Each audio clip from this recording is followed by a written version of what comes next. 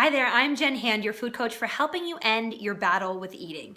So, how do you begin to trust yourself around food? Because typically, when we don't trust ourselves, it starts to perpetuate this diet cycle. Because when we don't trust ourselves, we need to control. We have this fear if left to our own devices, we will spiral out of control. And I remember vividly when I first started this journey, I was terrified to trust myself because I thought that when I binged, that's what would happen forever. If left to my own devices, it would look like one long, continuous life binge. So, how do you start to trust yourself and begin to chip away at this foundation we've built of not trusting ourselves? So there are three things I want you to remember when it comes to building trust with yourself. So the first is you were born trusting yourself. You were born knowing what to do with food, hunger and fullness, what you need, what you want. Your body has the capabilities and the wisdom. We've just forgotten how to listen. So the first thing I want you to do is to remind yourself, like that is in there somewhere within you. We are all born, no one missed that signal or that gene or that DNA where you don't trust yourself. We are all born with knowing how to trust ourselves. So really remember that. And little kids are a great example. They know when they're full, they know when they're hungry, they know what they want. They just have an innate capacity to determine when they need to eat and when they need to stop. So really reminding yourself of that. I reminded myself of that probably 1 billion times when I would question myself, like, can I really trust myself with this pizza or this bowl of ice cream or this Reese's cup? The second thing to remember is that trusting yourself only comes through experience. It never comes from your mind. It doesn't come from thinking about it, from reading in a book, from reading a blog post, from buying a program, from going through a course. It does not come from up here. It comes from your body, from getting inside yourself and feeling it in your bones that, wow, I could trust myself at that meal. I'm starting to get the hang of knowing what it means to trust myself. So it's about a body knowing. So it won't come from reading something. It won't come from thinking about it. It comes from actually experimenting.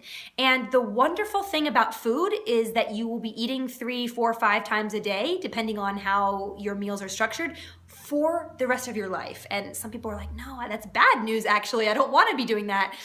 But it's actually good news because you get to develop this relationship with food, with your body, with yourself, and you get to experiment again and again and again and try again and again and again and just keep getting better at it, learning how to trust yourself. You're given like life school 101 every single time you eat with trust. And isn't that incredible that if you realize you were really rigid and really controlling at breakfast, it's like, okay, I have lunch. I can try again at lunch. If you had a binge and you overate and you're like, oh my gosh, I'm such a failure, you have the next day. Like you can't mess this up because you will always be getting feedback from what you're doing and you'll always be able to hear that feedback and to improve upon it. The third piece is working to sort of test your limits. So what I mean by that is we all have our little box of comfort around the foods we think are acceptable, we should be eating, healthy foods that are in our little box. And then outside that box is sort of all of our triggering foods, usually breads, pastas, sweets, cake, cookies, candies, all the desserts type of foods. And that can include like pizza and ice cream and fettuccine Alfredo. So it's not just like desserts, but also more of the rich foods that sometimes don't make it in our box of healthy. So what I want you to think about the trust journey is that like expanding your box little by little by little by little. And you don't just get from this box, break it out, and you're like, oh, I trust myself. That's where the experimentation comes in, is that it comes by testing your limits. Like, how can I incorporate bread? How can I incorporate pasta? How can I have a piece of pizza? How can I have a sweet and sit with it and mindfully eat it and enjoy it and start to realize that I am able to be trusted around these foods? And I want to sort of make sure you understand that just because you have a binge doesn't mean you can't trust yourself. Binges happen for so many reasons. Emotional reasons, stress, something you're escaping from, a situation you don't want to look at, not having enough protein, your blood sugar being imbalanced, et cetera, et cetera. So it doesn't mean you can't trust yourself if you binge. It just means there are a bunch of other reasons that we can explore in another video that we need to look at. But as far as the trust, it is honestly learning and showing yourself that you can have a piece of pizza or two, you can have a glass of wine or two, you can have cheese and crackers or 6 and still be okay and still keep expanding your box and breaking out of your comfort zone so that you can get that body knowing of, oh, I know what it's like to expand my variety of foods and still be okay, and not spiral out of control.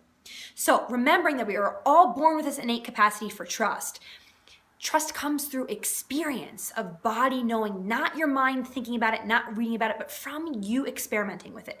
And it happens as you expand your box, as you test your limits, push the envelope and expand into more and more foods little by little, where you find that you can trust yourself around them. So I'd love to hear from you.